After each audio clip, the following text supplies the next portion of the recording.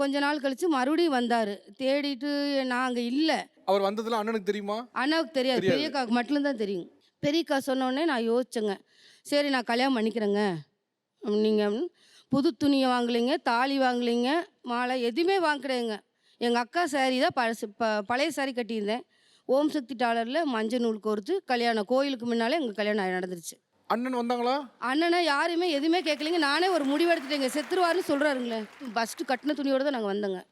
துணி துவைச்சி காய வச்சிருவேன், இவர் பார்த்துக்குவாரு. அப்புறம் குளிச்சுட்டு எடுத்து கொடுப்பாரு, நான் போட்டுக்குவேன். அவங்க குளிச்சுட்டு துணி காய வச்சு துவைச்சி கொடுப்பாங்க, அதை நாங்கள் மாற்றி போட்டுக்குவோங்க. ஒரே துணியை கட்டி தான் வந்தீங்களா? ஒரே துணி தாங்க. நாங்கள் வேலைக்கு போய் அப்புறம் அவர் காசு கொண்டு வந்து கொடுத்தாரு. அவர் வேலைக்கு போயிட்டு வராங்காட்டி நான் துணி அவருக்கு எடுத்து வச்சுருந்தேன்.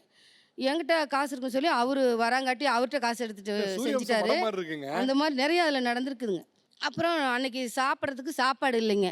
மறுநாள் காலையில் வேலைக்கு போயிட்டு அரிசி வாங்கிட்டு வந்தார். டெய்லி சாயந்தரம் தான் கஞ்சி சோறு செய்வேன்.